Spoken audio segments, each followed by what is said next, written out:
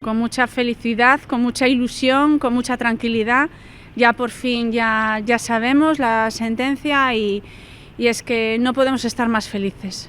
Así recibían os traballadores a decisión do Tribunal Supremo de validar a prórroga da concesión a Ence, que poderá continuar en Lourizán ata o 2073. Atrás quedan xa momentos como estes, o último onte pola mañá, cando volvían reclamar a pé de fábrica a súa continuidade.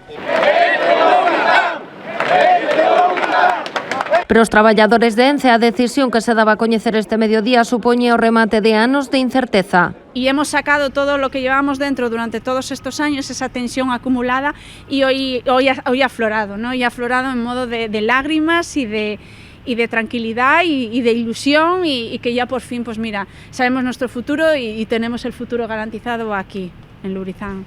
Un futuro en Lourizán que confían veña acompañado de novos investimentos por parte da empresa. Ahora la empresa ya puede realizar inversiones en esta planta que estaban bloqueadas.